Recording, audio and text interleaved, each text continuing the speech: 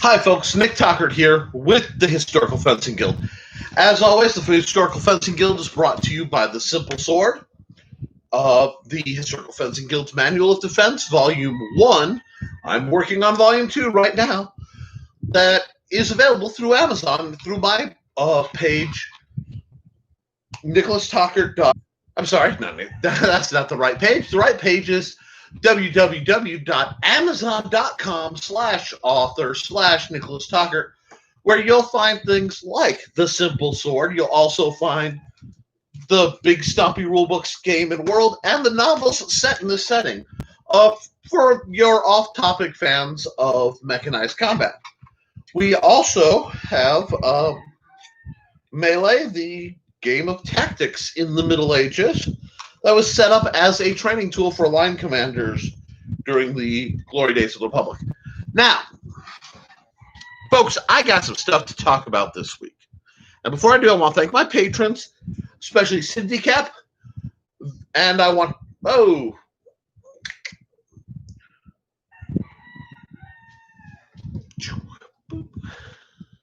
Sorry, some minor technical difficulties, but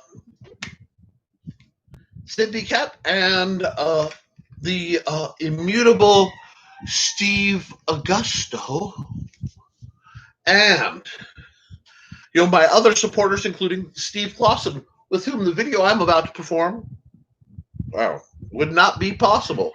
Having some wardrobe malfunctions here, because I was going to surprise you guys with something.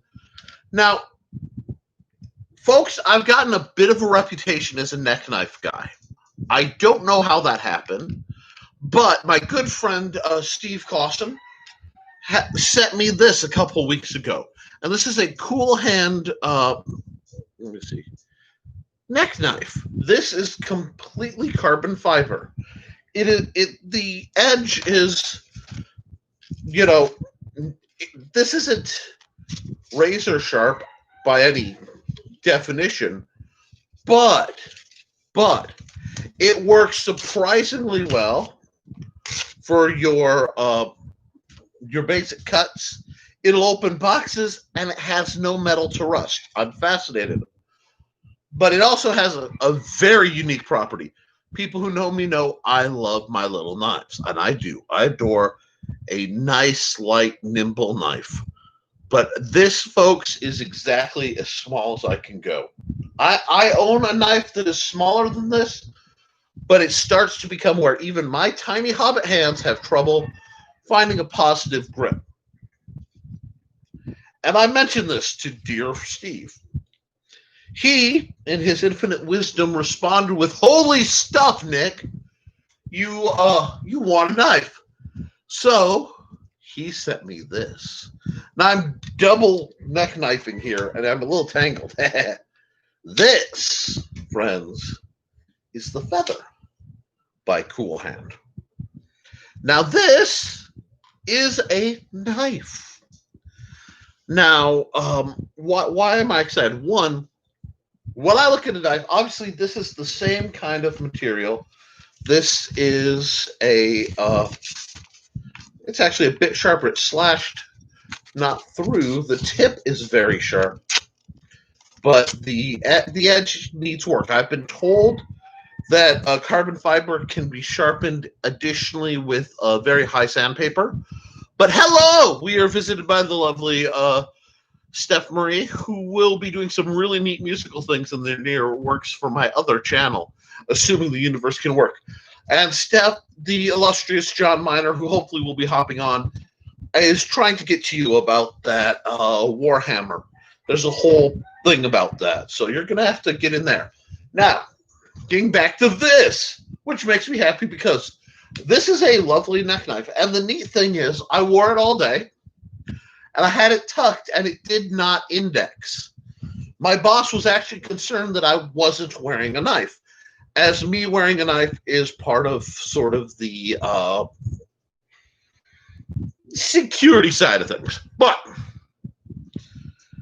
in the meantime, I'm carrying a knife literally twice the length of what I normally was carrying, because this is very close in length to my CRKTs.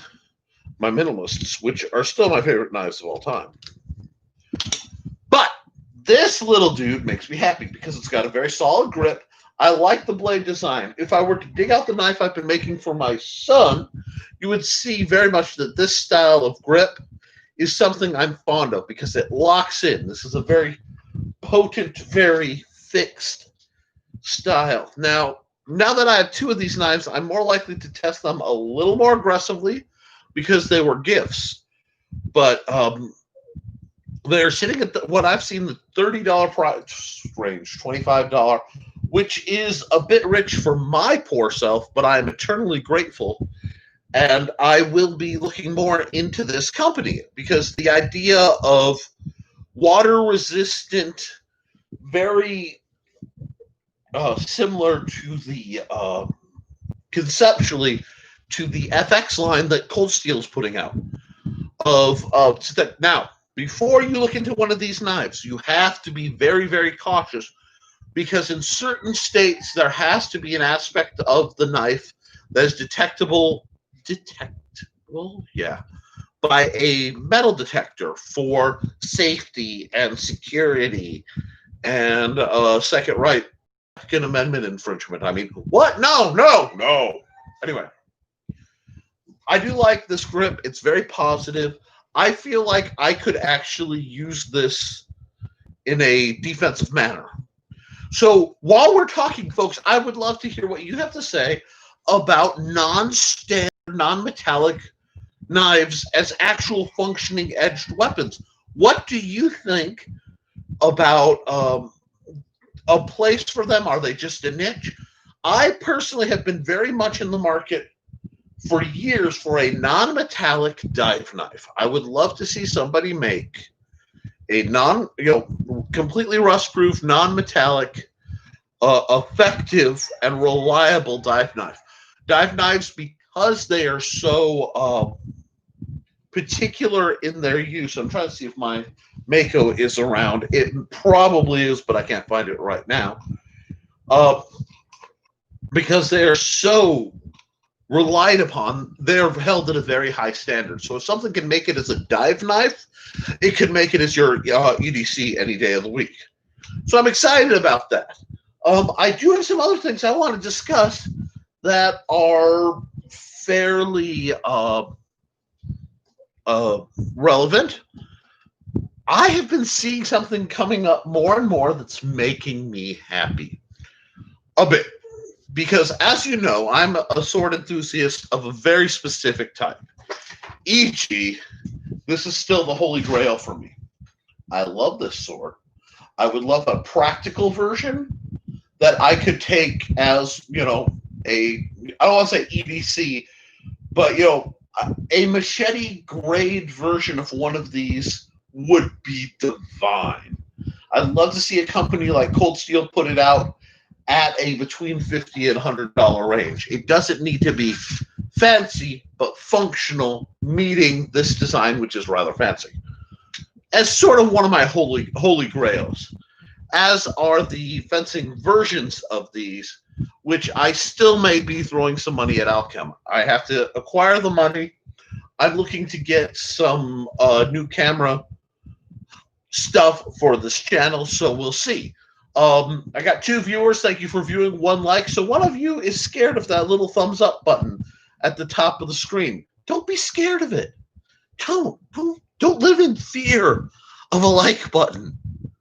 All that will happen is that YouTube will find out that you have great taste. So, as part of my services, not only is my lovely direct messenger on for those who don't like to chat through YouTube for reasons, push the button. Yes! Okay, well, I don't want to go that far, but you know what? I'm sorry. I bet that's Cindy Cat, because there are a lot of people who watch through the tablets and they can't get that button to push real well. If you're afraid, that's okay. We'll get stronger together. That's what we're about. But deal of the day. So I haven't checked that today, and I usually do that every Friday as part of my service to you guys to see if there's anything that really jumps out. So what I'm going to do while I'm looking on my happy little side phone here, I'm going to look up the deals of the day through Purple Heart Armory, and we're going to see if they have anything worth discussing while folks rattle on in. We have a lot that's going on. Bam. I can't be dinged for that tune because I don't know what I was trying to whistle anyway. But let's see. All right. High-end sabers, a couple of warps, like they're only roughly 20 inches in length. I'm going to keep talking. My net is a little dodgy right now. I'm not really sure. I thought there was something special through. For longsword guys, they actually have wooden longswords. Oh, they had for 35. Wow. Okay, so whoever was really looking at this, just missing a few. Yeah, it looks like they're pretty much everything I was going to be excited about seems to be gone. So let's get on what's not gone. I am still talking about making weapons that work and finding weapons that work. I was commented by a gentleman who saw the original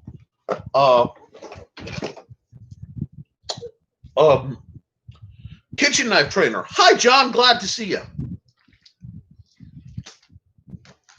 And he was asking about the source material. And I guess there's some debate or confusion. This, guys, is a piece of like a 24 by 36 or 20 by 34, something like that. A big old cutting board. It is a HDPE cutting board. Because I realized that a lot of the swords were coming out, a lot of the trainers were made of ultra high density polypropylene. I'm like, will HDPE work? And guys, I have used this trainer mercilessly and relentlessly. I think Steph can certainly attest to it. This came out a little after John's regular time. And if you can't find a trainer for the weapon you use, the obligation is to make one, okay? And it doesn't need to be complicated. And really, guys, if I had the means, I'd mass produce these. I really would. I would just make about 20 dozen of them, and I would sell them at low cost. But I don't currently have the means. Maybe I'll talk to a guy. Because really, what people need to do is train with what they use and use what they train. Oh, Kydex scraps, God, those are great. But I'd almost rather have the thinner Kydex sheeting to make some nice guards. Because let me see. 1 second, I'm not off screen. You can't be grumpy, YouTube. Whoops. Remember, you guys can make something like my small sword for about, well, it's probably $30 in total parts, because this cost me to replace it costs about $20, and the hilt was busted in this case because Mr. Lundy was being cute. But I self-tapped a screw through a pile of washers to pull the balance back, wrapped it in tape just for aesthetics, and used it to secure a piece of HDPE sheeting that I use for armoring. This was just with a threaded piece. What that does is it gives me nearly perfect control. It's light, it's fast, it's easy to do. I don't want these things to be expensive. Last week I was talking to you guys about just get a garage ball. Okay? You shouldn't have to spend $60 or $80 for a trainer. When if you hang a small seat cushion through my week for a loop. Basically, somebody was upset my grass was too long and there was a hole to do. And it meant I ended up doing a whole lot more physical labor than I like to do. But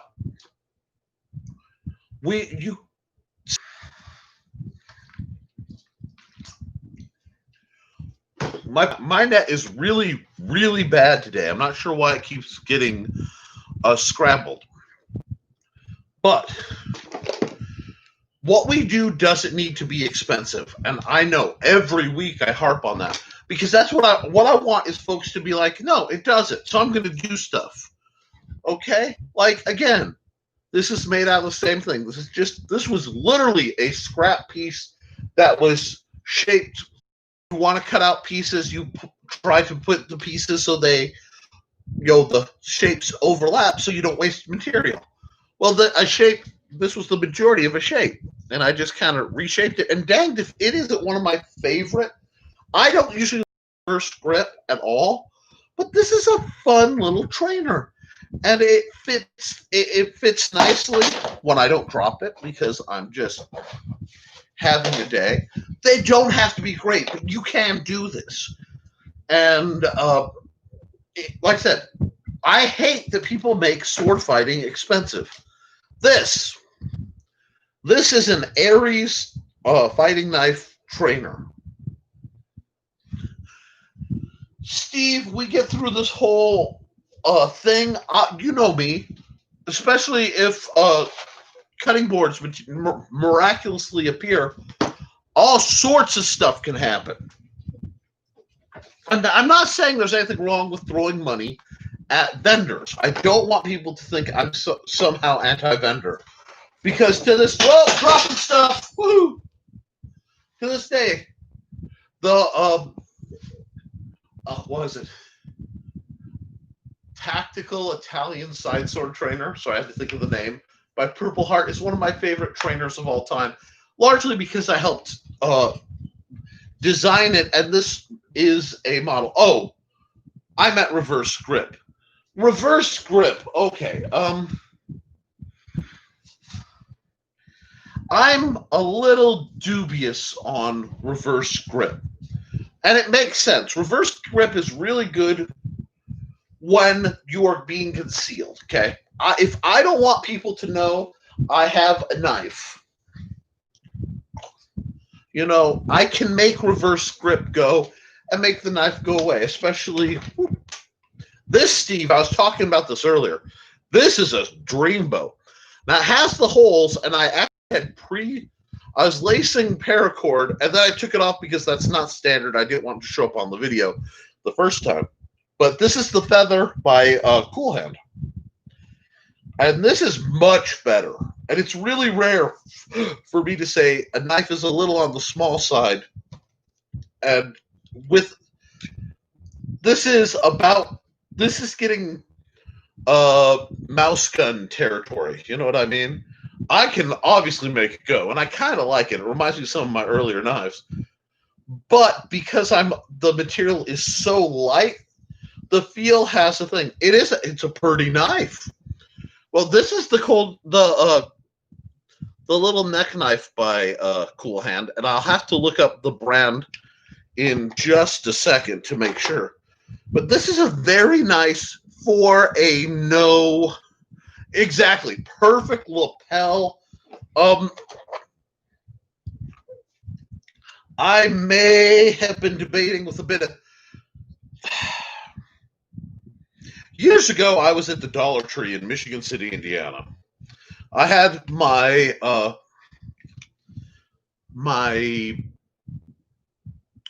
CRKT black spear point minimalist in black neck knife on because I didn't go out without a neck knife, and that was pretty much my favorite before it got lost. But the problem, I had a woman come up to me, and she starts yelling at me. She goes, "Where did you get that thing? Psychos or us?" And I've been amused by that statement since she got it. Oh, yeah. Because, I've been looking for Psychos or us. Now, my other snap brim hat is an actual snap brim hat where this makes a little pocket. And I was going to wedge this in there, but I can't. So it can live very discreetly there and come out very nicely. As Steve said, as a lapel knife, with a little bit of tweaking, this literally would be great in the lapels of a suit jacket scenario. It's very good. And I I will check Goodwill and Salvation Army, John. I've listened to your point on cutting boards. I just haven't been out. They have not been the nicest places to get anywhere near, especially during this whole pandemic down here. Being in a big college town where the nearest ones are, I don't really go down that way much. But when the world stabilizes, absolutely. I was for a while trying to get in good with the Subway folks, because the Subway folks, they have a oh god, that is bright today. Anyway, they have a custom cutting board that runs on the rails, and they have to change that out every so often. It's about yay thick, and it's in 4 or 5 foot long chunks. So they get beat all to heck. But boy, it would be fun to get some of that to just mess with. This is part of a collection from my cutting board that's floating around. And this was done, it's much smaller, it's very, very light. And I will admit it's a bit wibbly. But I cut this out of an 88-cent cutting board, okay? Walmart everyday cutting board.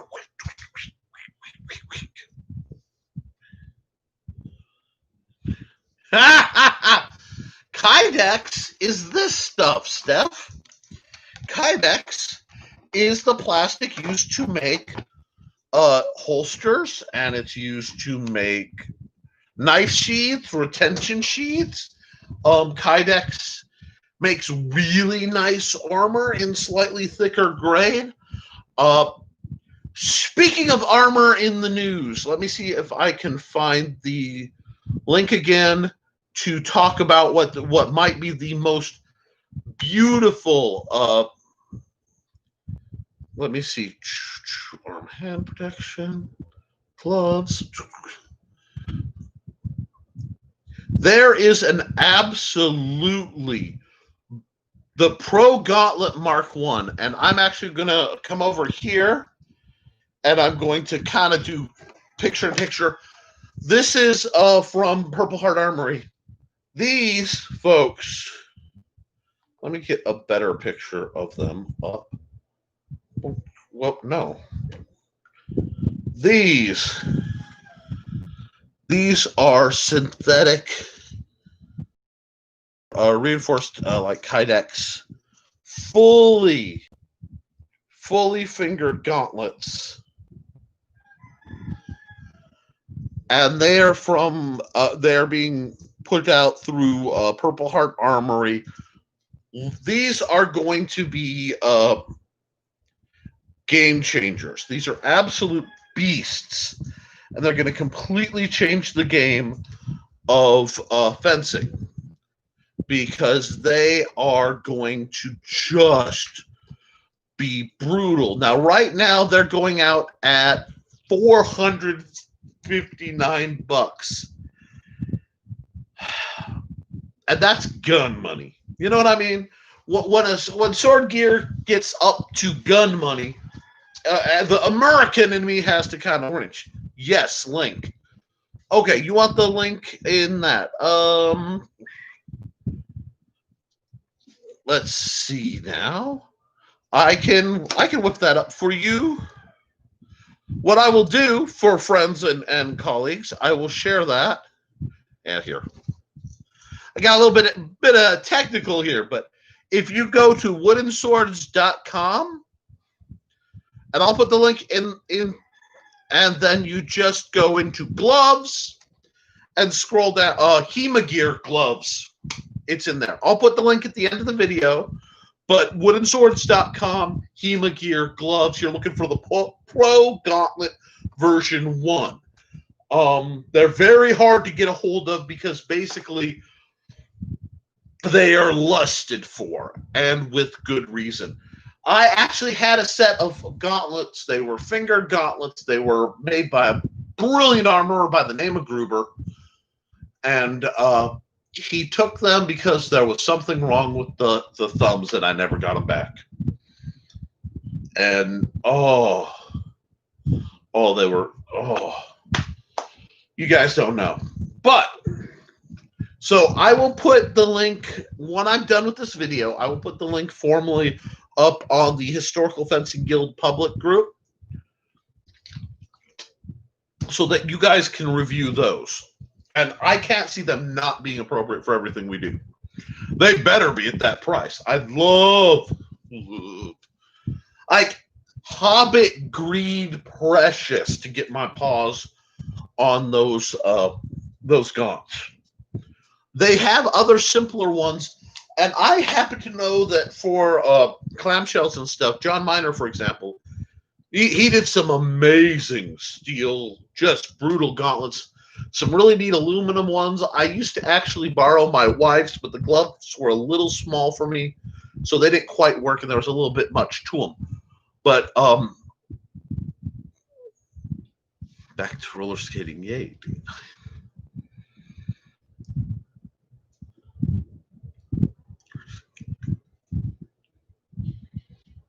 Sometimes, okay.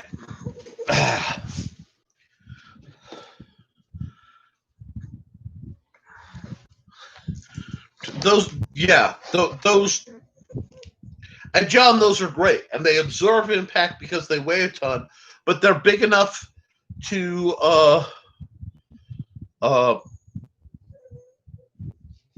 wow. I'm glad, Steve, have fun. I'm glad you're having, you let me know how that goes. The problem is the helmet almost fit like a Gwawold articulated helm over my face, to the running joke that I was really considering commissioning an articulated hoodie helm from some of the silly designs. If you guys want access to armor and you don't have money but you have the means to make stuff, the armor, and it's with a U, so armor, archive.org is a wonderful resource of SCA armor patterns.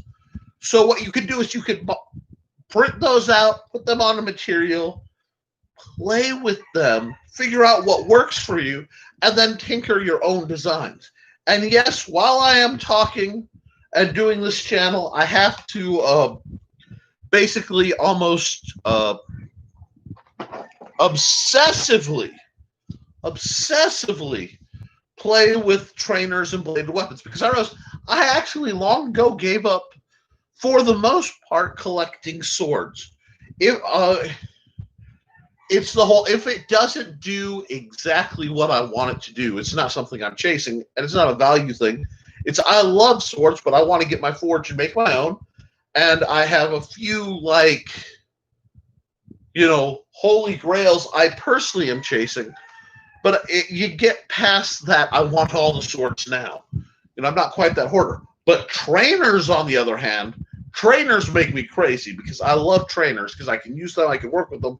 And then if I love them, I want the live steel versions of the trainers, which makes things just as bad as they ever were. Plus, you know, I'm still looking. I'm looking for that holy grail of a sword trainer that I can say, this will be the standard for the guild. I want to be able to buy it. I want it to be under $50, and I want to be able to get my paws on like 10 of them so that I can just be here. This is the kit. Side weapons we have done. I have yet to find a better parry dagger than the Cold Steel parry dagger. I absolutely love it. You know, pardon the orange. And if Cold Steel ever listens, if Lynn Thompson double the length on this, okay? Double the length, and if you could give me either give me a proper basket hilt or give me something rigged close to a small sword, even, you know, a little bit of hand protection where I can get a nice keyhole grip, which I can't off of this. I have to, you know, use it proper windshield wiper. Big to get one of these. That would be the main line. But that, the buckler, the Cold Steel buckler. Hold on, I got one of them right here. You know, one of these guys. And then the axe, which is, where's my axe? If I ask you a question, here we go. This guy, Cold Steel Tomahawk Trainer. This is probably my favorite bearded axe on the market to play with. It's just bulletproof. So, I am tempted to try to get the slightly larger diameter round shield that looks like it's made by this company. If it's not Cold Steel, it's a knockoff. To pair with this axe, it makes me happy. My beard is red for a reason, or it was, before life sucked the color out of it. Okay. But so, like, for secondary sidearms, I have it pegged. I have all my favorites right here. But we're still looking, guys. We are looking for that holy grail of a sword. The Venetian Side Sword Trainer by Purple Heart is very close. The Tactical Italian is very close. And as long as we're in the realm of non-flex, those are great. But what we need to find, I think, is something that will give. And I don't know why no one is making it. The market is there, people. Got you. But they're just, they don't want to take my money. They just don't want. My money must smell. There must be. My money must smell or have some kind of unpopular thing. Maybe it's just so rare people don't believe it exists. But it's like, make the right product so I can have a reason to make money to make the product. Jeez. Okay. I've been talking pretty much nonstop for a bit. Wow. That's a good roll. In other news, there is an increasing shortage on riot shields. I know a lot of people are interested in training with riot shields. Riot shields, your basic motorcycle armor jackets like I used to wear, a lot of these things are being bought up. And it's sort of a secondary line to the ammunition shortage in this country. I think they're being bought up for the same reasons. It's getting harder and harder to find things like rifle plates or airsoft plates. It's slowly kind of ramping up, and I'm not real happy about that. On one level, I'm happy to see someone somewhere is being very sane about preparedness or doing the best they can. But I want to make sure you guys are going through a very real world training thing. I didn't know Steve was having a date night, so yay. Congrats there, but I hope. But train, folks. We are getting at a point where history's getting a little ugly. And a lot of us are isolated still. Those who are smart enough to realize that you can't politic a plague away are being cautious. And while we're being cautious, it's a good time. It's a good time to look and go, like, my reality is I am very overweight. I have several chronic illnesses. I'm trying to safely judge. I want to get in better shape for my health, for longevity, but also because it may be necessary, guys. There's always clever, never do anything for just one reason. Be smart. Use your noggins.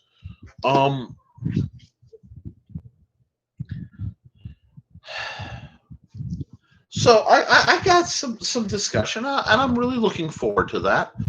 Part of it is what do you guys need?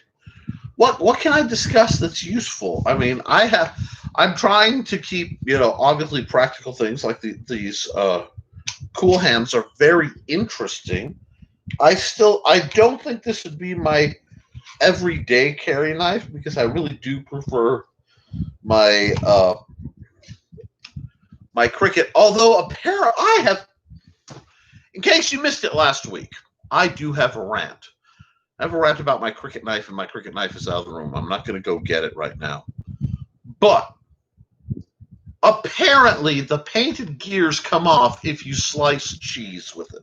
I don't know what's special about the viscosity of cheese, but I'm just cutting Gouda, and the paint came right off my knife. And I am not happy about that. Largely because it messed up my Gouda. But it's something to keep in mind, and I'm probably going to contact CRKT about it. the Columbia River Knife and Tool Company, which I love their products. Another thing I want to talk about, guys, I get messages from people who ask, is it worthwhile to carry a knife? Yeah. And we're stepping out from the world of fencing. We're stepping out from the world of, even self-defense, okay? Like, no, listen. As my dad used to say when we were kids, listen. Two syllables. But you always want some kind of knife if you're going out anywhere. Because if you're stuck especially in a wilderness situation, everything I've seen has shown it basically doubles your survivability. Now, how much of that has to do with the simple having the tool on hand, and how much of it has to do with having the mentality to carry a knife and the idea of altering your surroundings to meet your needs, and altering your needs to meet the surroundings? I don't know.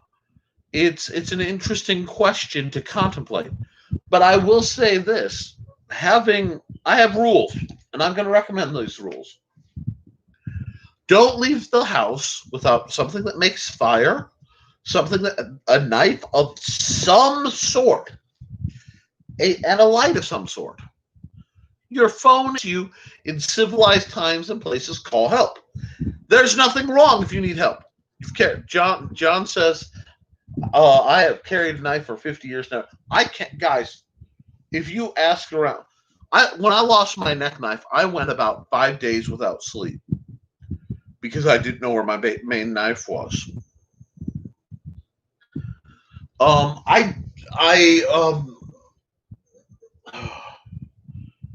It's funny. My everyday situation, and I'm making kind of an exception because I told Steve I would literally field test these guys, and I wanted to do a video with it before I started being brutal.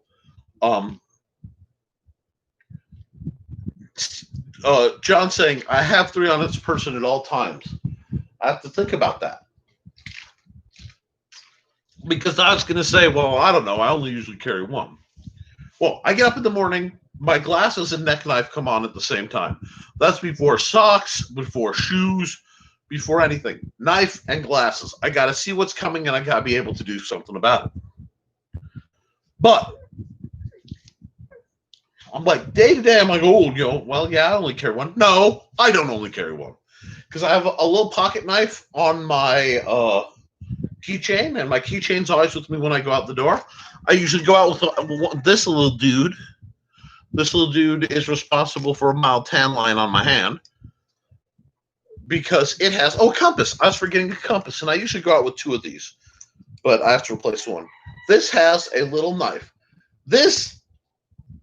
Could you weaponize this? Yeah. As more of a deterrent, you'd have to be very aggressive in what you were doing. But this little guy has the thing, and it has a little tiny ferro rod.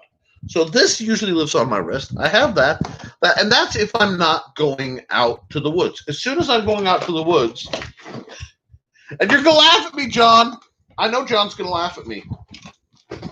But as soon as the woods and I start becoming a thing, if I think I'm even anywhere going, it's got junk on it still.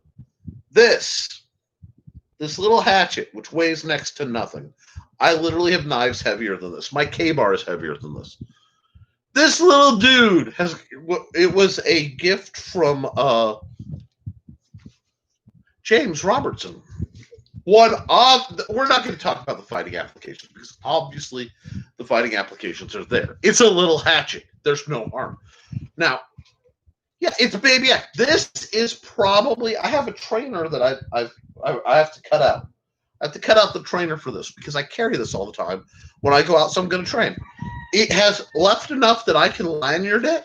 I can throw this for sport or necessity. And gosh darn it, if it's just not nice for doing really light limbing and simple, basic, the kind of thing you don't want to dull your knife doing. This guy is good.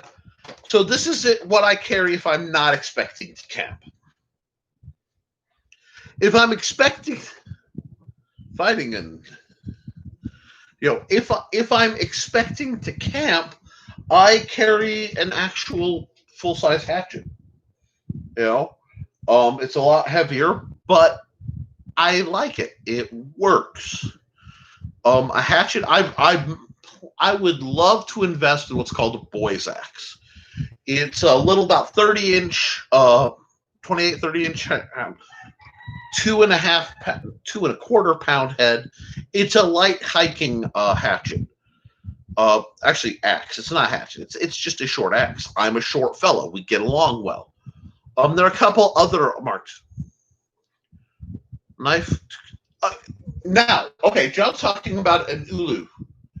Neat knife as a tool. It's not. Could I fight with it? Of course I could fight with it. And I could do. It's funny you talk about an ulu because this is actually handles. Let me get back out again. This handles a lot like one, especially for your smaller. Like if you wanted to carve, you could carve a decent bowl out with this. When it's sharp, which mine is, yay. But take care of your gear, guys. It'll take care of you. This is not expensive. It was part of a double set by Timberwolf. It's a TW 384. I can't really find it. It's a Chinese little kind of quote unquote throwaway, but it's a solid little knife. I'm planning to actually finish the knife I started designing many years ago this fall, as the temperature, if it ever drops enough, I can do that without going into the deep freeze. But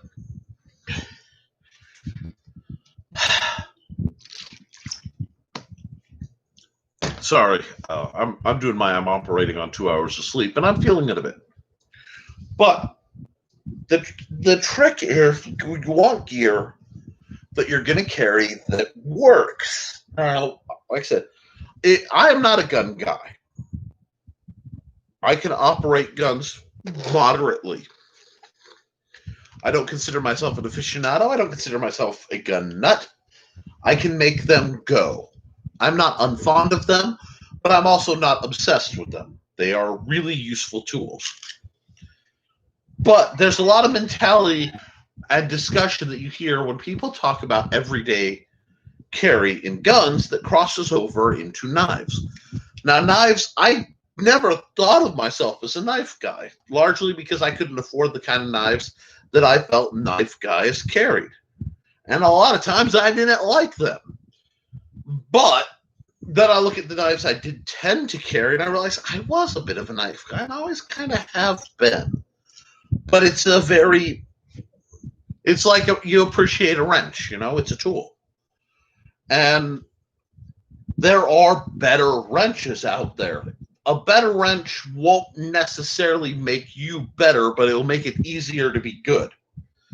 Don't know if that makes sense, but that's the closest way I can sum up that statement. And yeah, an ulu is neat. It's also, people don't think about what knife they're going to carry when they're camping for food prep. I have a caping knife by Remington of all companies. Beautiful little white-handled caping knife. It's probably the sharpest knife I own, and it's in with my leatherworking gear because I use it for some ornate leather stuff, or I used to, and that's as winter comes, my crafting comes back. It's just part of the cycle. I am really tempted these days to acquire a live steel one of these, the actual trench hawk that Cold Steel puts out, if only because I've trained with these so much that, boy, would it be familiar. There's also a M48 walking stick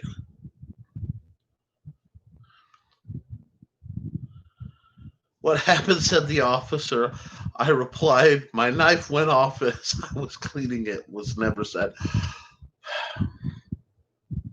That's funny because I have actually had spring assist knives malfunction and open themselves, and rather severely. Uh, but let's talk shop for a second. Nick's Historical Fencing Guild, etc. Why are you talking Axis so much? You may have noticed I've been slipping covertly into Axedom. Well, that's because the book I'm writing right now is my take on axe fighting. It's my take on the use of the axe. It's my take on axe fighting, what I like in an axe, what I don't. And, a tomahawk holds 1,000 deaths, the musket holds but one. Yeah, formidable, underappreciated tool. Now, if the task it is tooling to do is, stop somebody from doing something you don't want them to do, it's a persuasive element. Do you want to take it? Oh, forgot. Back scratcher. I should use as my a little thumbnail, but we'll go from there. The other thing you gotta think about, guys. So anyway, axes. I'm gonna be talking more about axes because I like axes. It's funny, whenever I messed with the heavies, I was happier playing with the short axes than a lot of the swords. Because as soon as I got this, it's like, I know what to do with this. It's like, can I get one this long? Well, no, Nick. Well, why not? Well, that's a great weapon. I'm like, yeah, but I'm short. It shouldn't count. I'm a big fan. Absolutely across the board and are still to this day. And they're just not culturally. There's this mythos of a axe is somehow a barbarian's weapon. I think that probably. Yeah, you did. Yeah, you did, John. John definitely fought axe in the SCA. I used to have a very nice double bit axe, but it was stolen back in the days in my college days, and I lament that one because it was a good axe. But the idea of being able to hook, maneuver, and have something that isn't a mono. This is a multi-tool. Okay, I can fight bad guys with it. I can chop wood with it. I prefer one that has a blunt back end. I'm not a big guy on the pick because I want to be able to drive a wedge if I need to hammer pegs or nails. The hammer-headed hatchet is a very versatile, useful, elegant weapon with subtle deployment, and it is not,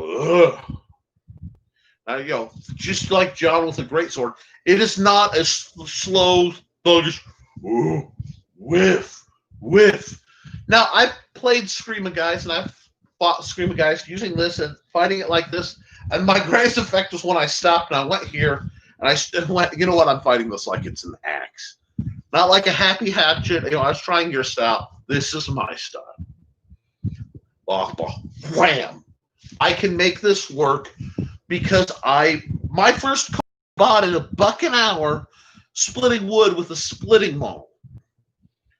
It's not often that the dwarf comes out in place of the perceived hobbit, but at different points in my life, I've been much happier with an 8-pound or a 12-pound splitting maul.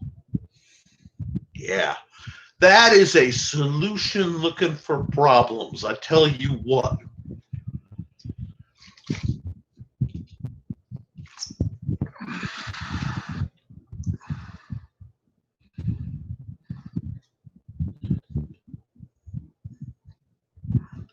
John says, if you miss with a single blade, the back is a blunt back hand weapon that is very... Oh, absolutely. Absolutely. I don't really have the. See, here's the thing. It's out in the garage. I have a great point of annoyance in that Cold Steel, who made this, which is one of the best trainers ever in their nearly bulletproof black stuff. They made another axe. They made the Axe Gang hatchet.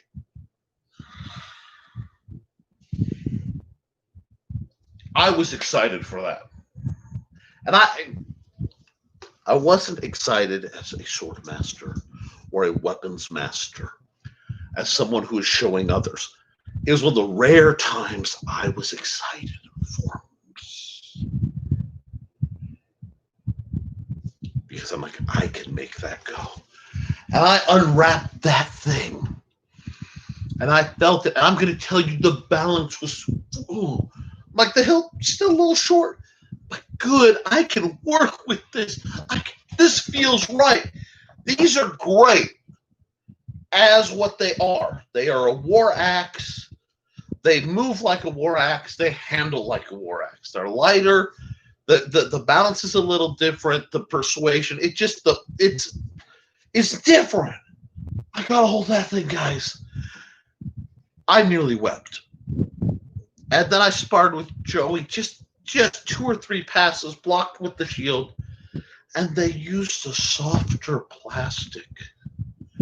Beautiful mold, beautiful design. They used a softer plastic, and it dinged. It made sharp crests of it. And it actually cut his arm. Not that the weapon, not in a proper use, not improper, it formed a sharp ridge that cut his arm. And I was disgusted. You can find the review somewhere in the annals of this very channel, because I was ready. I was ready to say, guys, buy these by the bucket load. They move right. They feel right. And then they made them have the wrong. Like, if I could get Lynn Thompson, switch the plastic for this, I'd dance a jig.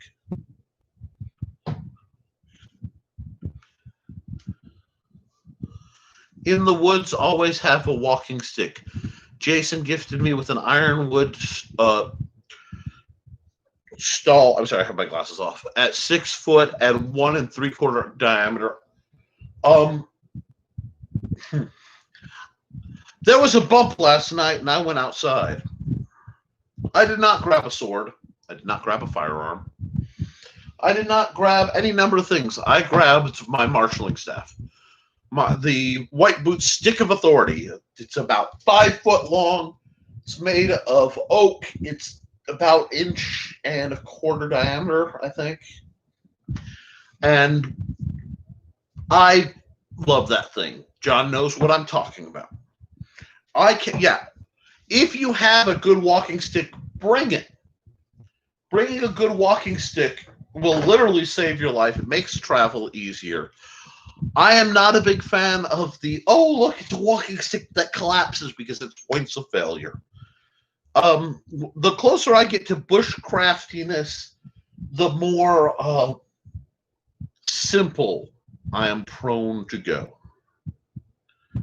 I don't need to prove. I don't believe one needs to prove their coolness by their bushcraft gear. That's not going to impress me. What you do with it is going to impress me. Because, I've grown up around worthy individuals. And I've associated with worthy individuals who, through nature of their education and talent, I know people who, what's your plan? I take off my shoes. What? The poop hits the fan, the shoes come off, and I go walking. Okay, you'll never see me again. And I know people like that. It was before I had health issues. It was always one of those things I kind of secretly aspired to be. The military side of things is interesting and it's tempting and all, but the ability to just go, nope, with a knife and go out in the woods, and if someone ever if you allow someone to ever find you again, You're in a cabin you made with your two hands. Ain't nothing more, to me, masculine, okay? Not popular way of looking at things, but that's okay. The rugged survival, not like I'm pretending to be a soldier, Call of Duty, uh, uh, militia types. No, real survival. Like I can get water from the woods. I can get the wood from the woods. I can get the food from the woods. The old country boy will survive kind of guy. That is the half of my great loves of knowledge. I know I can forge metal over a campfire with nothing other than a carefully made campfire. Get it hot enough to do limited forging because I've done it. I can cook over fire. I can make a fire. I can make shelter. I'm not the best hunter in the world, but I'm a decent fisherman. And I'm not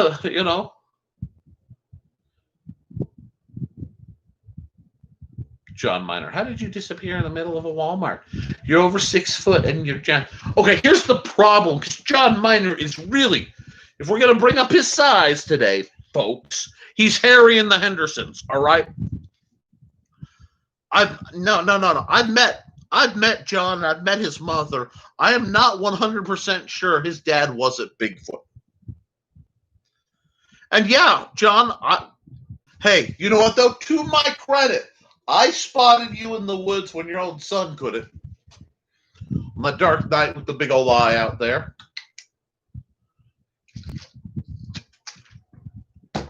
Woods make sense. Go slow. Shut up. Masculine. Wow, I'm gonna get reamed for this one. It's like, how do you walk in the woods? Walk. Quiet. Go. Jason would pop on. You didn't used to be slow. No, I used to be fast. But I'm old and I'm fat now and I'm gimpy. If I'm gonna be slow, I might as well be quiet slow. Because if there's one thing about me, aside from helping people who want it, I'm a very much, you do your thing and I won't judge you, just leave me alone, And that's a very good woodland attitude. That's that's a proper beach, that's a proper forest, proper mountain. That's a mentality, folks, where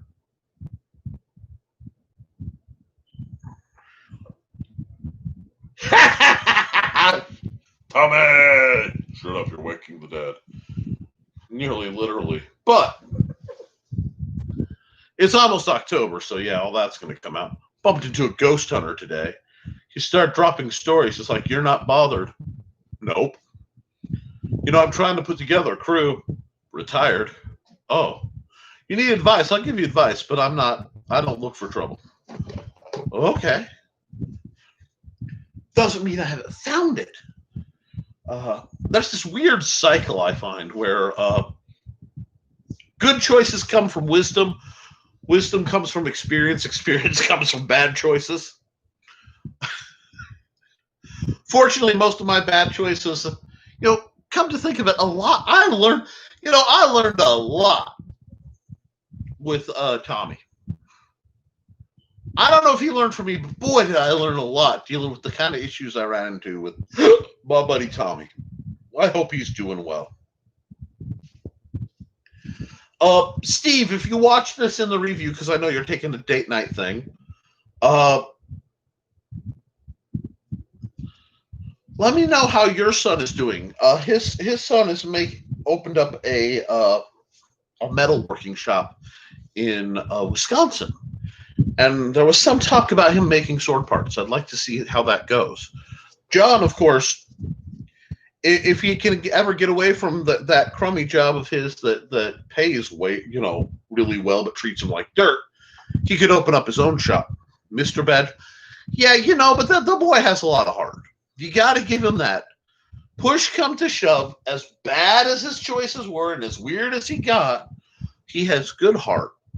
It's why I helped him out of things. But that wasn't something that gets spread around, and sometimes people don't get that. Okay. Now, for the casual viewer, we've crossed the hour line, so I'm going to stop. I want to thank my patrons, Cindy Kep and Steve Augusto. As soon as my Axe treatise is done, it will be up briefly for them to be able to peruse before it goes through the whole publication process. Because one, I trust them, and two, give something for my patrons to get a little sneak peek of what's coming. So thank you for that. We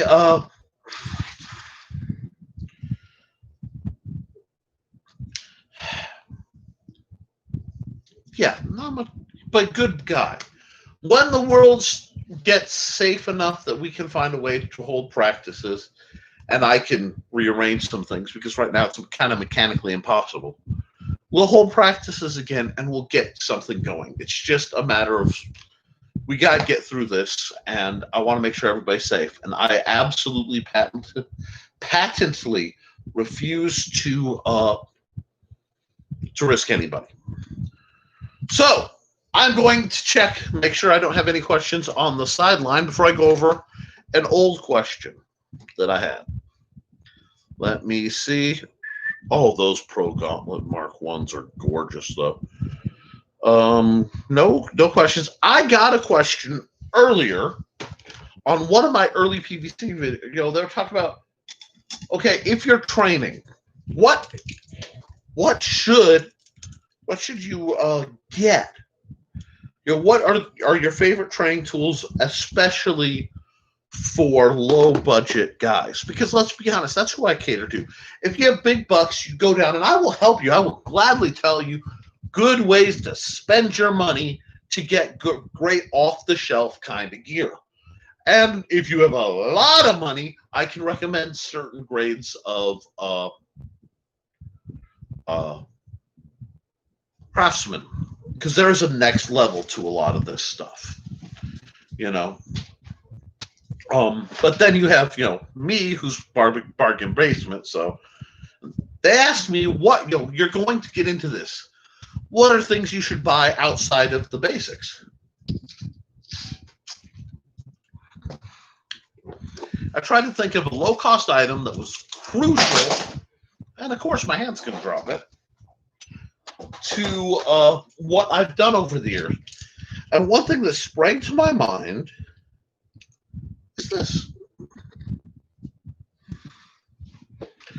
John, you get a shop going and I will set things up. I have seen your work. I fight with your work. I love your work. And I'm not going to lie, I would never turn down gleefully donated versions of your work, because yay. But Lord knows I don't have money right now. Unspeakable. So, and yes, I'm telling you, John, set up an freaking Etsy. Set up a little online website where folks can buy your gear. I will gleefully drum you business up. I am good at what I do. For folks starting out, though, getting back on topic, get yourself one of these.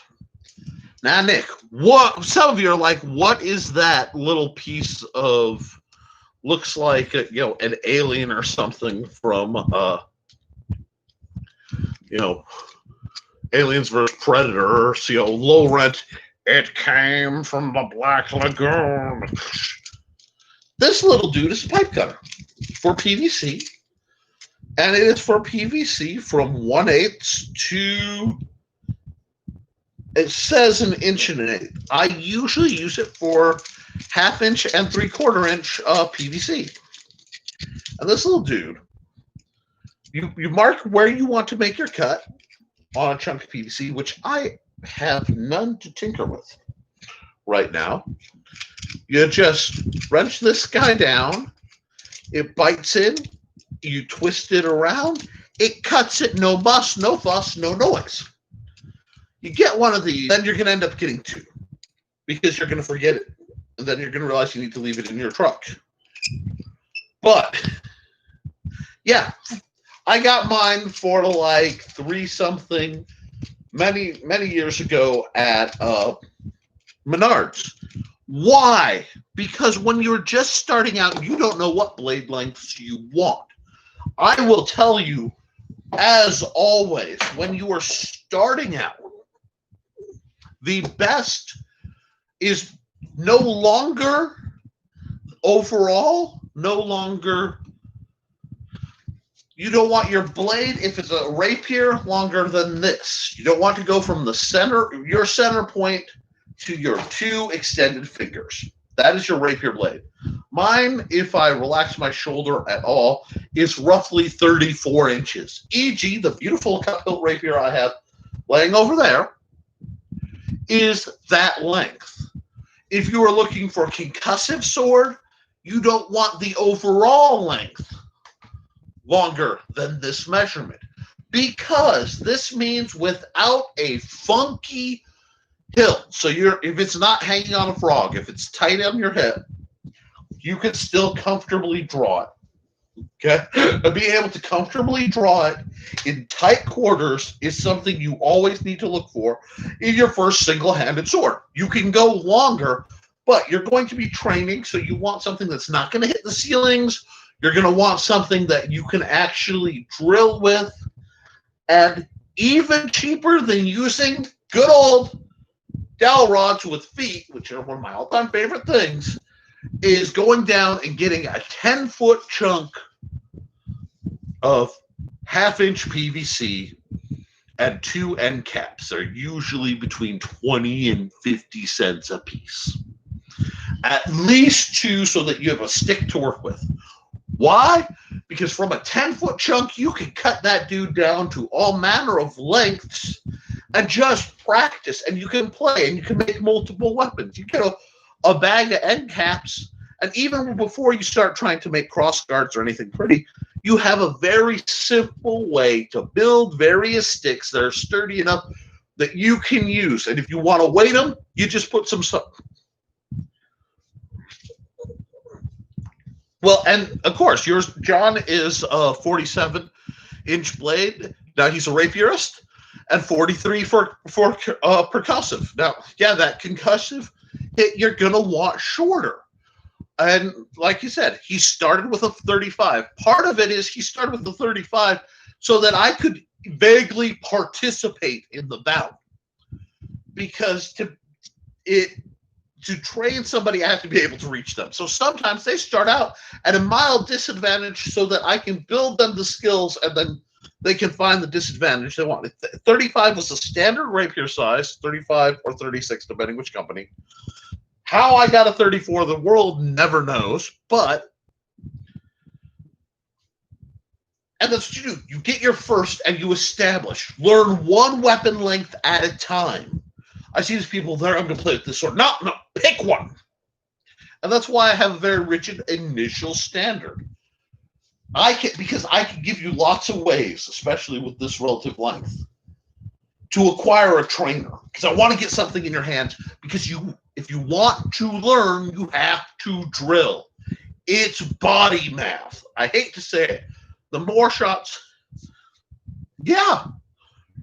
I train others with a 24-inch now. Yeah, John. When you can sword pop me with a 17-inch and I've got a full length, that's what you need when you're training somebody, so that they have a chance to see the openings to get in, and then you build it up. That's called being a good instructor. I'm going to tell you something, okay? Good instructors, good sword masters, aren't beating on you. Okay? Like, well, they need to be... No, I'm not saying that. When they're sparring, and if you're going all out, they could and should own you. At least in the beginning.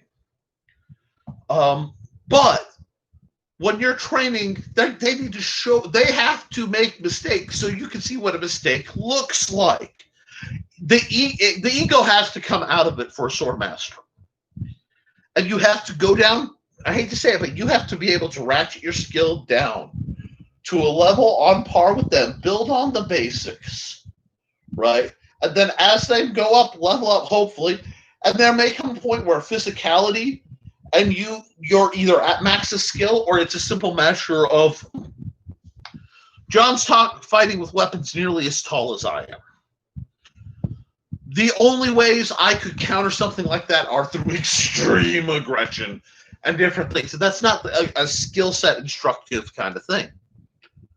And that's okay. Guys, when you are sparring for a group like the Society, for a LARP, your Amp Guard, you want to win, but it won't kill you.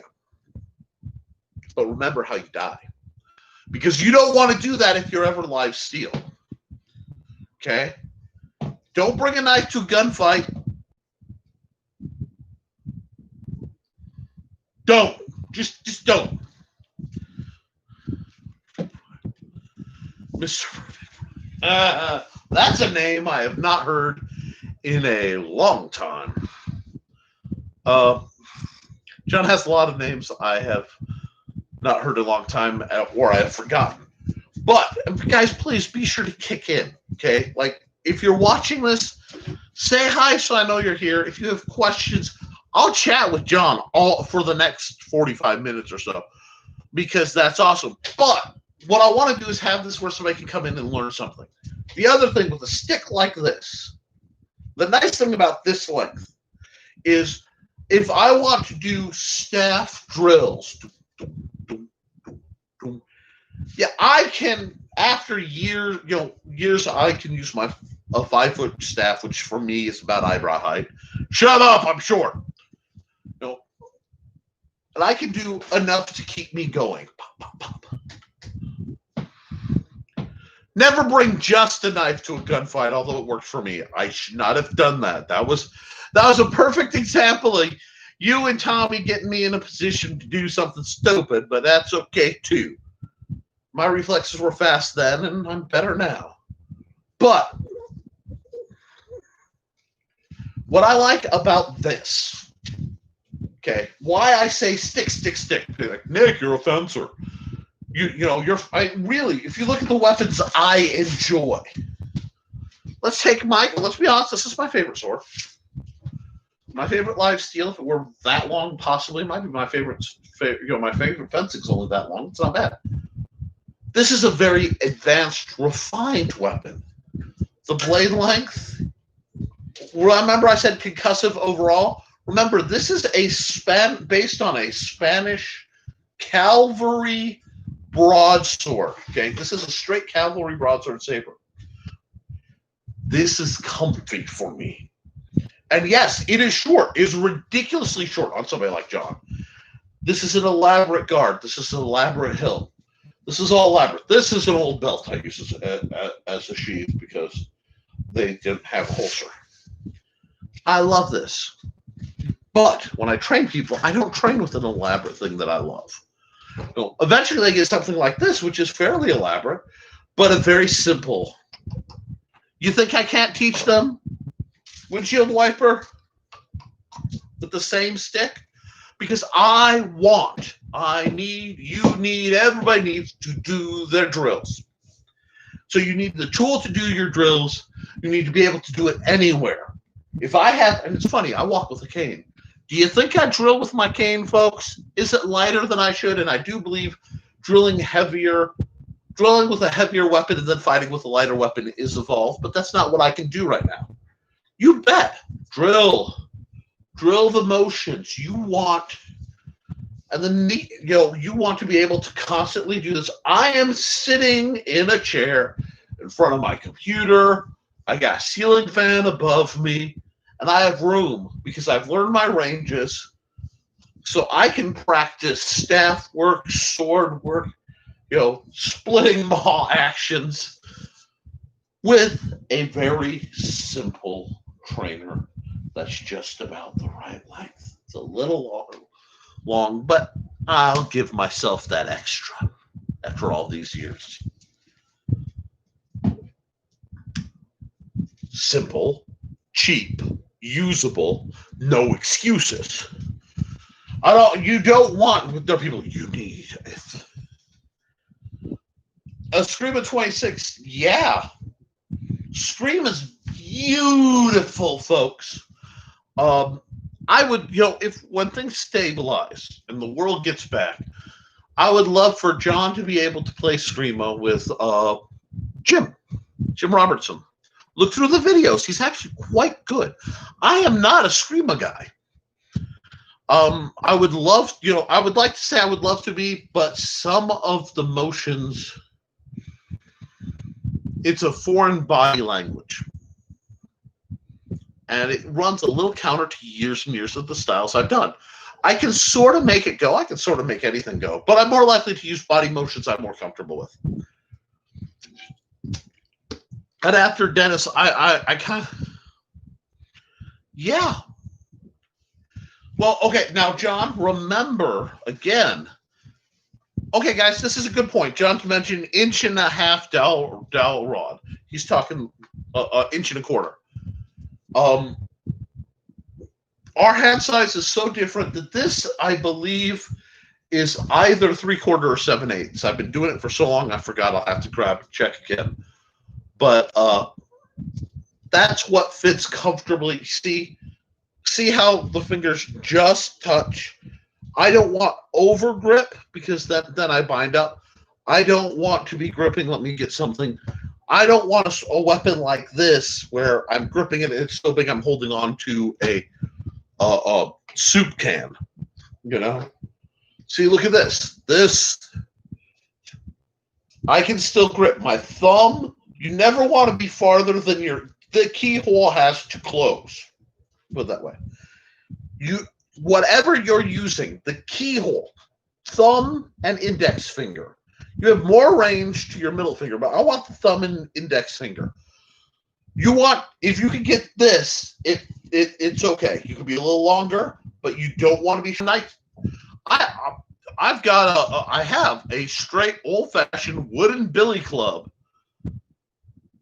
in easy reach near the bedroom. It's about this long. It's a simple wooden billy club. I got it for $1.50, I think, at a Goodwill because it was beat up. Totally adequate for short indoor engagements, not much room where I don't want to kill somebody. And that's part of why I like sticks too. If push comes to shove in a melee confrontation, and I have one of these, two things are going to happen. If the universe is at all kind, their arm is getting sliced. Because I'm an arm sniper. All my students are arm snipers. It stops fights without having to kill people. But if I have to do something else, they're going to have a puncture wound all the way through their body. It's just, that's what a thrusting weapon does. That's fatal. That means and I'm not yet worried about the issue of jail. We can talk jail. I don't want to go to jail. I am way too pretty to go to jail. It's the only time I feel pretty. And oh,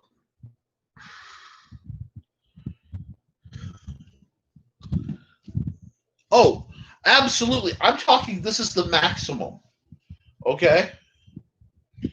This is the shortcut maximum. Because if I can grab things that, because of the shape, are narrower, but if it's not straight, I can grab that, and it's not terrible, but that is going to come out of my hand. That's why I'm like, go slightly small so you have a positive grip.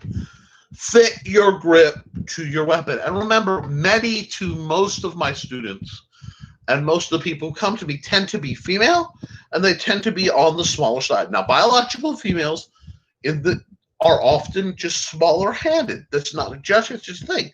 I have small hands. I'm a small guy. So scale it. But then again, I get somebody like you. I get somebody like Steve, who has meat hooks almost as big. Then, yeah, you might need 1.5 inches. You may need 2-inch diameter to feel comfortable. Is it a freaking telephone pole? Sure. What's that? I'm still here. I just need to get this. Boom. This is about as big in diameter as I like to go. Can't remember. I think this is an inch and a quarter. So I'm pretty sure this is a curtain rod, like a closet rod that I got for a couple bucks. This is a softer wood that I like, so I don't fight with it much. I say as I look at all the dings, I don't fight with it much, he lied. Anyway, but it's lighter. I don't want to go much farther because I'm getting support but not grip from these two fingers.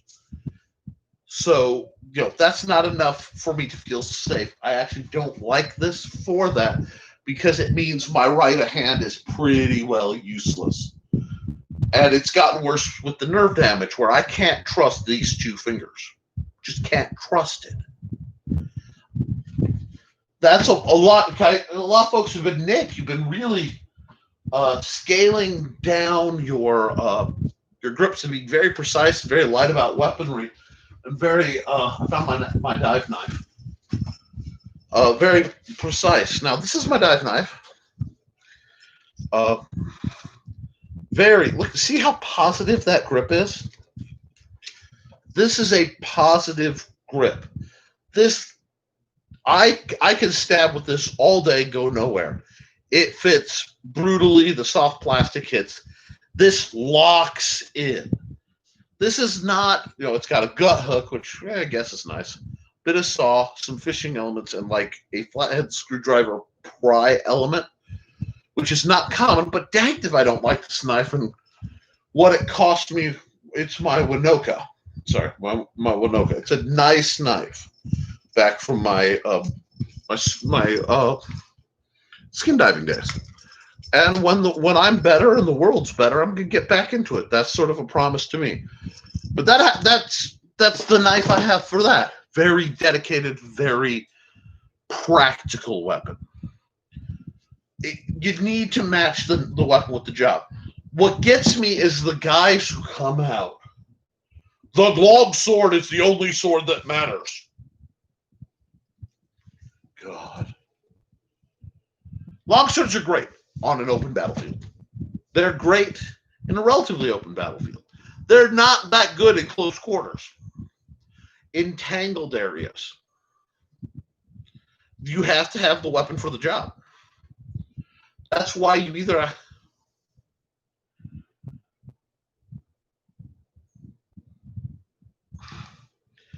I took a great sword that broke off the tip of my elbow and the damage in my wrist. So, yeah. Ironically, this is why I like this. I'm just going to keep switch to a lighter, pokier weapon in this hand. I don't think anybody minds. Keyhole grip, bitches. It's also why the katana, while a wonderful weapon, isn't the end-all, be-all solution to every problem. Yeah, you can't swing a broadsword while you're in the forest, and I'm probably going to get sued by Michael Longcore if I'm not careful. But I'm not singing it, it's just the truth. And that's why, again, tailor your gear to you. Now, even more important, almost, is make sure your armor is tailored to you. If you are binding, if it is tight, if it is cutting, if it is pinching, you need to stop and reassess. It's not, take your time. What you use to protect yourself shouldn't hurt you. I'm a Dussac fan, John. The older I get, the more I'm leaning towards a nice, solid Dussac type or a hanger. Basically what I want is a period machete.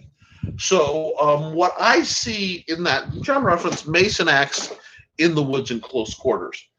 Gonna like your short axe again. We're gonna short axe. But dang, if I'm not finding myself really wanting a even a simple D-guard machete to offset that if I'm dual wielding. Axe being a tomahawk, absolutely. Well, tomahawk and Bowie, when has that ever been a fighting style? Heck, the Apache still train in that style to this day. You know? And a lot of it is, hey, what are you carrying? If I'm carrying that and this, I better be able to make this combo work. And spoilers, it's not my best, but I can make this go. Although as a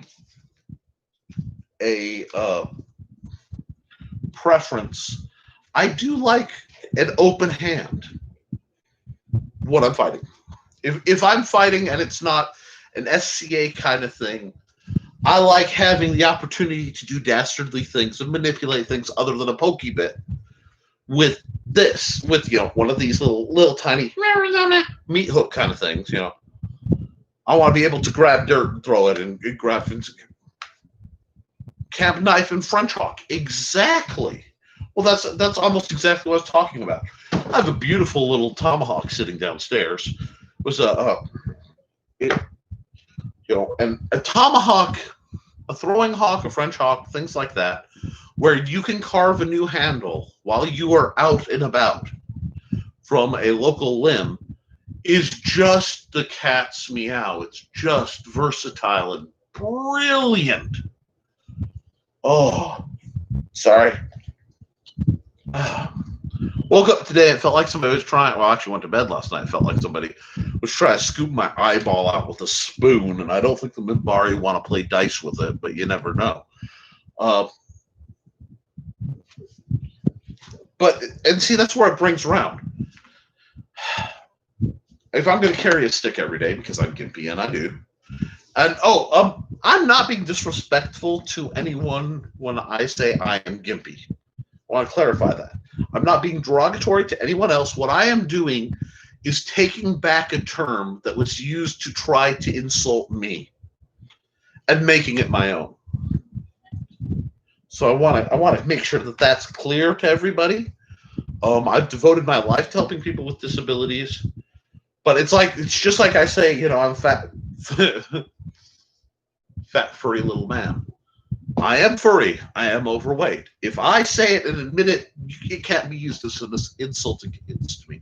It's part of what I'm about. It's part of what I am right now.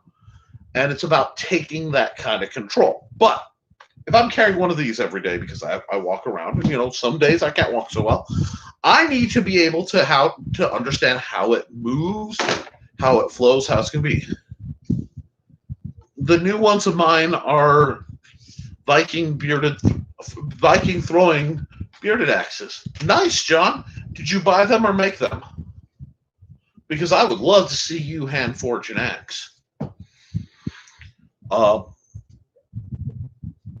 Mine is bought. Although I have a plan for very specific. I want to make at some point a hammerhead, and I want to make a hammerhead to use as a cane topper. Basically, like a ball peen hammer, but one that's of quality enough that if I ever wanted to just be like tink, tink, tink, tink, and, you know, forge something, I could actually tink, tink, ball peen my way through the project with my cane. I think that would be just sexy as all get out. Woo, something fell over. But,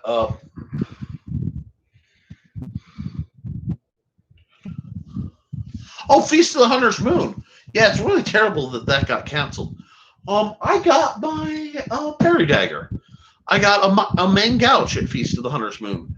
Paid a decent price. I thought it was a fair price. It's not perfect, but it is a main gouge, and, you know, gotta love a main gouge. Yeah, Feast of the Hunter's Moon's great. It's where I got my first neck knife that got me hooked up on those dang things. Which is tucked away with a few other goodies. Let's see. We don't really have any questions, so I'm just going to keep chatting. I want to thank the two other people besides John who are watching right now. Please feel free to chime in if you're interested in our conversation. And I'm going to advise you to turn on the live chat when you're watching this, or else I seem downright schizophrenic. Going back to it, and I know because it's important. And There's an old saying, this material will be repeated throughout the course. If you're going to carry, train with what you have. Train with what you carry. So if you carry this little dude, let's just say you've got one of these little dudes. I have one of these little dudes. I also have a hatchet version. I like this little dude. I've been known to carry it. Well, I should train how to use it.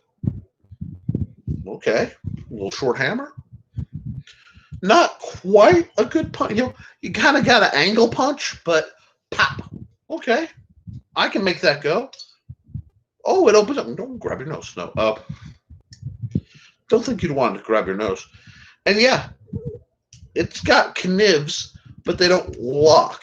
The spring detent is, the spring is good, but it doesn't lock. And I will not fight with a non-locking knife. I just don't like that. And I don't like fixed blade knife. Fixed blade. It's simple. It works. It's sort of like my love of crazy things like double action revolvers. Not the prettiest, not even the easiest, but yeah, it does one thing and it does it extraordinarily well. Simplicity. Squeeze the trigger, it goes bang. If it doesn't go bang, squeeze the trigger again. None of this trying to clear stuff and eject stuff. Wham bam, thank you, ma'am. That's my attitude with knives. Simple. Simple. Because when I go hiking, guys, people laugh. This is my neck knife when I hike. A lot of times this will be hung just like a neck knife because it's light. I can just pull it out. Oh, I need to clear something. Oh, I need to sharpen a stick. Chop, chop, chop. Chop, chop, chop, chop. If you need fast, not necessarily precise work, this guy is great. Precise work, I tend to use a regular neck knife. Great thing to have. Or a small knife. I like knife. Oh, okay.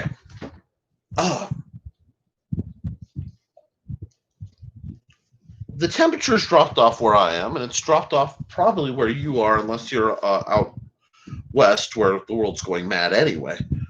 Take this time, walk, drill, guys.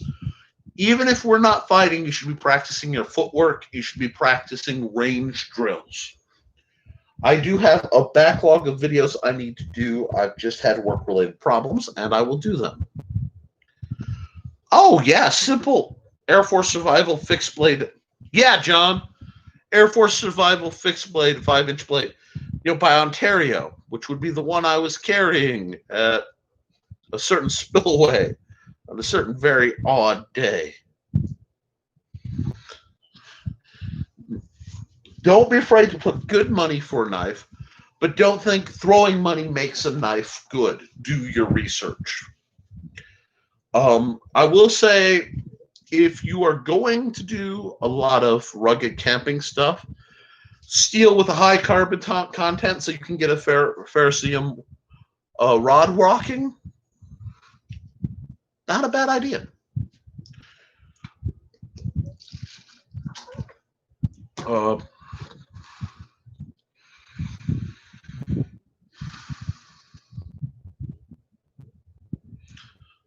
Now,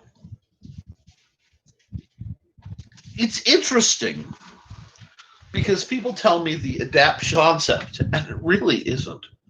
What comes to mind is the spadroon. The spadroon is a very strange little sword, and it came from a very simple reason. People who were enlisted in the military. Oh yeah, well, K-bar, all things K-bar. You said K-bar, you got my big, heavy, beautiful knife. But I used to carry the little mini K-bar that Ontario put out. You know what I'm talking about, John. I haven't been in the situation to really need to carry that one. Although I think that would make really well with this guy. Ironically, it's a heavy knife and a light axe. That's weird, but it's also me. But the reason spadroons came to mind and why small swords were kind of a thing is young gentlemen trained with foils. They did not train with sabers. They did not train saber fighting techniques. They learned foils and epées. So a spadroon is more of a thrusting weapon because they could make it go. That's not, a disability, but it's why would you try to teach somebody a new style that they already know? There you go. Our situations, guys, selecting what you fight with, what you train is necessary, and you need to think it through. Now, if you're going to train with something, train with it and then carry an equivalent. It's kind of silly to spend all your time training and parrying with one of these, okay, which is a great tool. Don't get me wrong, I love this thing. And then carrying this. I am literally guilty of that. So I'm going to, one, make a trainer for this, use it as an opportunity to practice the whole paracord wrapping, because it's not a skill set I have currently and I want to learn. And I might someday acquire a live steel one of these, just because this is something I can intimately make go. I know this weapon. I've got probably, since before I left the SCA. So I've got 10 plus years behind this exact trainer. That's why it's got some scuffing. Like, not just, it's been painted orange to show up on camera better for our night shoots.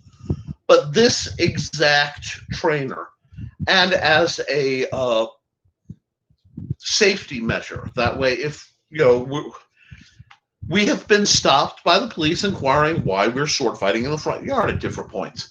Having something that is obviously more toy-like, it makes us less likely to get shot. It's just practical.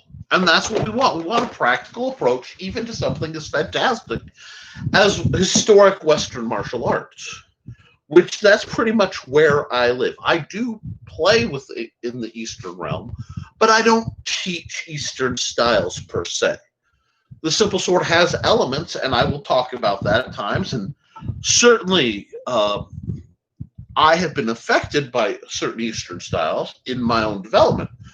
But at the end of the day, I don't feel like I could come out, I would never say I'm an Iaido instructor. I am not. Iaido is a beautiful form style. It is elegant. I admire it. I admire the study and prestige. Each sort of the primary school of swordplay. I'm not looking to claim high mastery. And do you know what? Anybody who does claim high mastery better be able to put the beans on the table behind that one. Because a lot of times they expect you to know the basics. Well, if they don't teach you, how do you know it?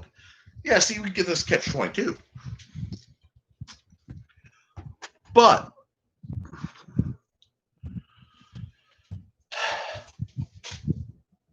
we have so much practical that we can learn. We have the means. And right now, historically, we are on a crux where it's better to have a few skills and not need them than need them and not have them. And I'm not talking about going out and starting trouble. Okay? That's not what I'm about. And that's not what you should be about either, unless you have a lot of support and you have a lot of dedication and you have a lot of,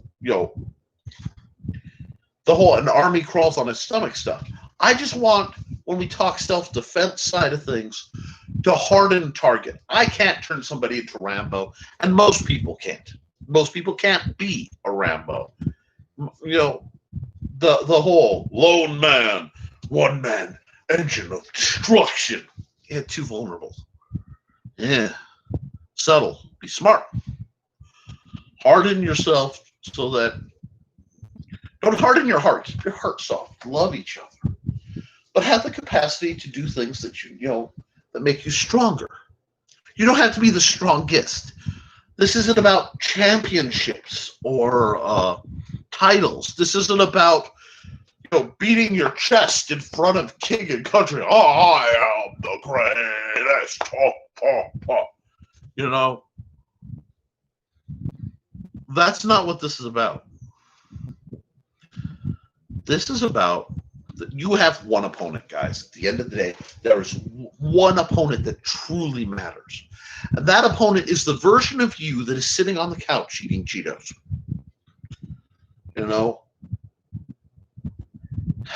There are days I can barely walk to the mailbox when it's all being bad. And it is not pretty. I look like I should be looking to replace an abnormal brain I dropped out of a jar. But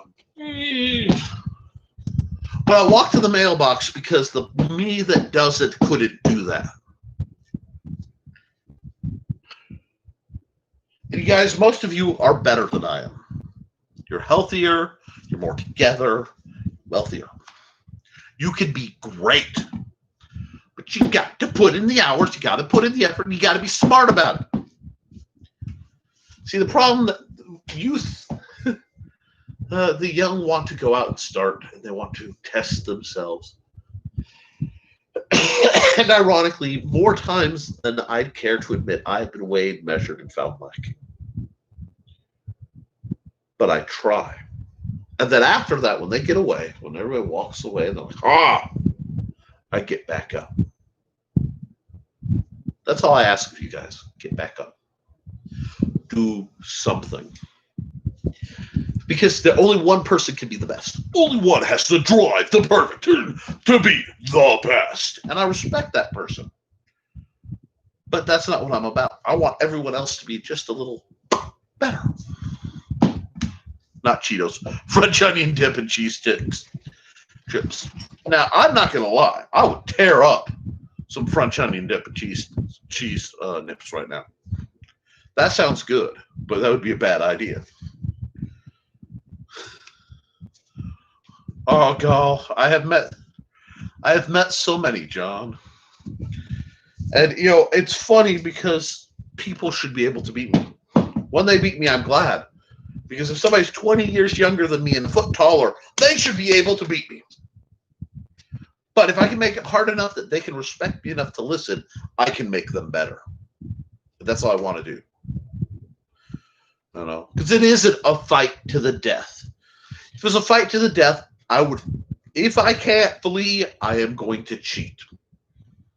That's what fights to the death are. That's not noble or honorable. If I can't get out, I'm going to do everything to prevent it, everything to talk it out, and everything to avoid it. But if you have to, when you fight, you got to fight like you're the third monkey on the ramp to Noah's Ark, and brother, it's starting to rain. And I have found that large men can bond over abuse. It sounds weird, but like the big guy can, we're going to get a fight. Dunk, dunk, dunk. Drag out by black guys, and get up and be like, I like you. Thunk, dunk, dunk. I'm old. And I'm gimpy. I don't breathe well. Don't move well. Kind of fragile. But I got people who need me. So I can't afford to go quiet. You can't, whatever you're fighting, okay? And that's internal too, okay? Don't ever think I just mean the physical, the thug trying to take whatever you have and hurt you and all that. No. The enemy, like I said, it's the guy in the mirror. It's that guy. It's the one who says you can't. It's the one who won't, the one who doesn't want to try, the broken, the despaired, the bleeding soul aspect of folks who can't see, who has stared in the dark so much they think it's part of them. No, that's the foe. That's the death of hope is the ultimate enemy, and that is who we fight. That's why, the sword is not, it's never been just about swishy, swishy, pokey with me. I got told if I were more serious, you would have won more. And maybe if some of my opponents were more honorable, I would have won more. Don't know. But I learned and I learned every day. And I'm still trying. And you should be trying. Guys, 2020 has kicked our butts, and it still is. We've been hit with everything from nearly World War III to aliens to you name it. It's hitting plagues and punishment and blood, guts, and veins in our teeth. And we're still here. So stay still here.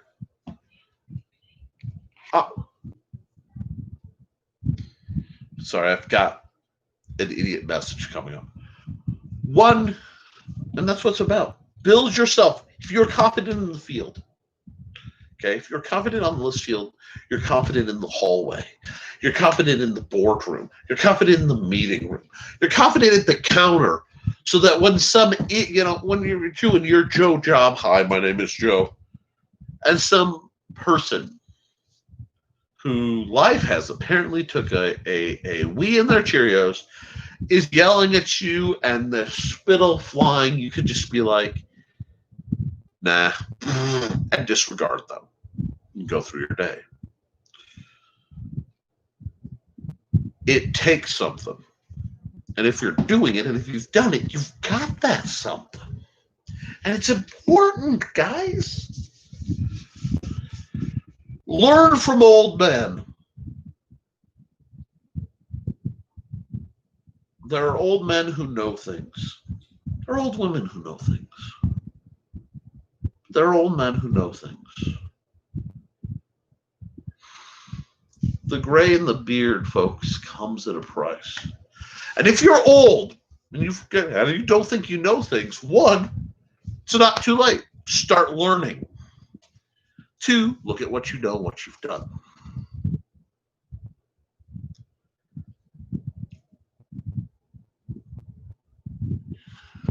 Yeah. John's like, be smart, not easily maneuvered, keep field tactical awareness. You want to know what kills people in my mind? I can show you what kills people. I'll show you. Hold on. Love this thing. This is my phone. There have been times where this has been my only contact with anyone. Without this phone, I would go months with seeing anybody. You see that iPhone commercial where there's security in the head like this? You think they look like prey? Think like a bad guy for a second. Step back. If you see somebody,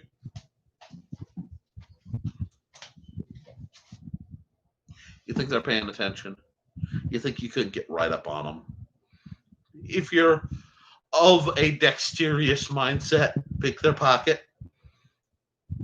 If you're of a villainous mindset, right punch them. If you're of an evil mindset, slit the throat. There are people walking around who I know would not notice somebody closing up to harm them. Don't. These are great tools, but put them down. Eyes. Be aware. Plus, you're missing life. Those who know me know almost every day that I can, and part of it is technological, part of it's health, and part of it sometimes it's just not worth sharing. But most days, I share a picture of the sunset. Share a picture of the sunset because you never know when it's your last. And it's beauty. That's one of those things that I don't have to pay to experience. It's hard to take a sunset away from somebody. It is a beautiful transition. And you need to find that, because that's as real a weapon as this.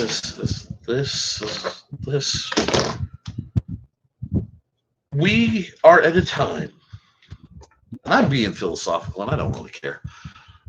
If it bothers you, I'm sorry you're uncomfortable. You know where to find me. But uh, we're at a time where a lot of people are scared, a lot of people are angry, a lot of people are hurt. The world looks to be made of ugliness and hate. And while you're on, well, John said, head on swivel, sensory perception, while you're looking to maintain your body, that act of awareness is maintaining your mind. You are stretching your perception. You are paying attention. You are keeping the little gray cells occupied. But while you're doing that, don't just seek the dark, because that will be all you see. Don't be afraid to go, that is a beautiful flower. Now, am I going to make dang sure there's a bee about to sting my nose before I sniff that flower? Absolutely. But don't let that stop you from seeing the flower. Don't let the evil and darkness and pain around you assail your soul, assail your heart, assail the power, the battery of you. Yeah, Josh says, be at peace with yourself and others will follow.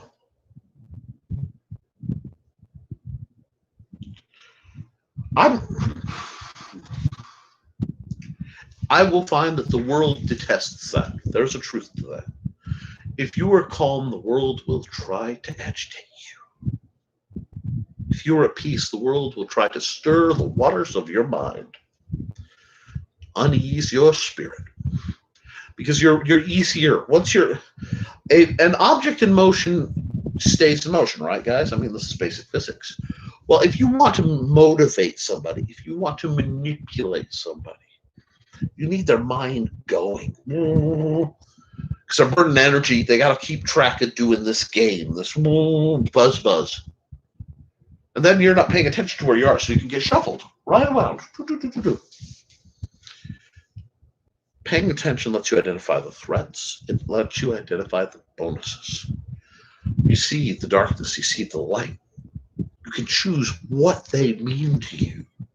You can see the people, right outside that door. I got two people. I got my wife and son.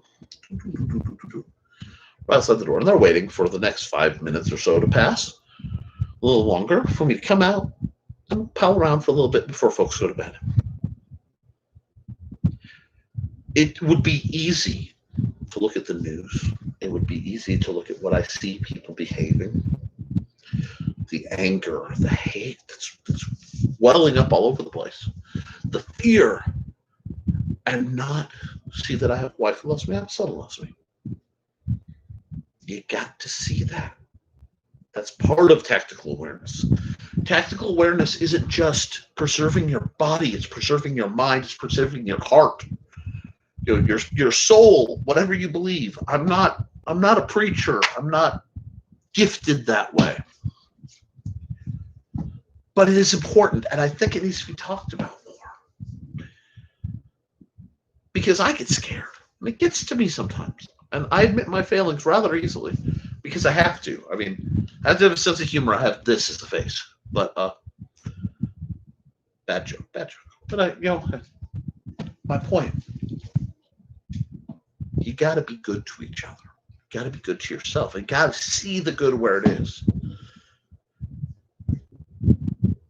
And that gives you something that's really hard for the bad guys to take away. It's not just hope, it's serenity. Serenity isn't always happy. Serenity isn't always sad. It isn't always angry. Serenity is an understanding of a middle of things, and that it will come to the middle. And we're reaching the end of this broadcast. I want to thank everyone going. I want to thank Steph. I want to thank John Miner, of course, and I want to thank Steve Clausen, who is responsible for me being able to have these wonderful knives that I will do more reviews and tests and play with.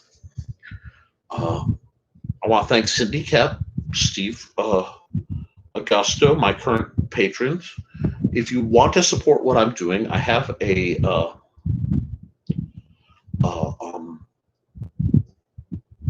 Patreon where I accept whatever you'll give. I don't have a lot on there because I try to give freely and low cost everything I can, because the world is so miserly of the value of knowledge. They want to use knowledge for wealth and use knowledge for uh, power. And I left an organization where that was very much a thing: political power through knowledge. You want me to teach you to be a better fencer? You better, swear fealty. I want you to be the best version of you. It makes a better person.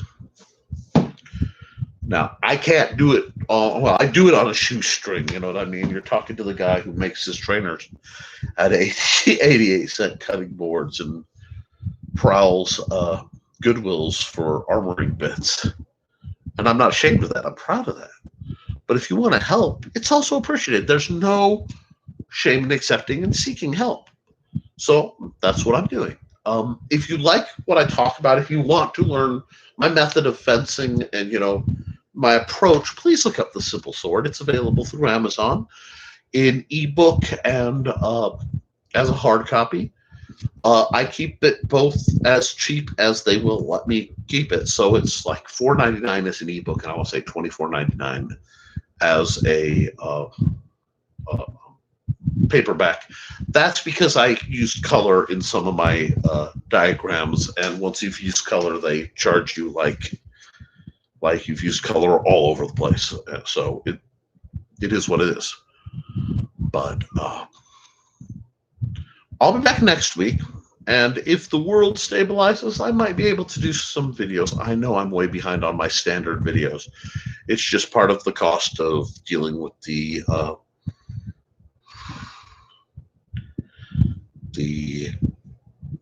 situation we're all in, the pandemic and all these other things that YouTube doesn't really like me to talk about, the danger virus. So stay safe, guys. Drill, do your drilling, build yourself up in this time of chaos. Bring order to yourself. Be kind. Like, more than anything, be kind. Be kind to yourself. Be kind to others. Be honest. And,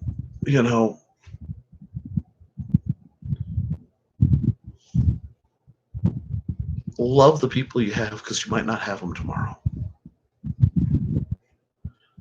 So, with all that said, all I can say, guys,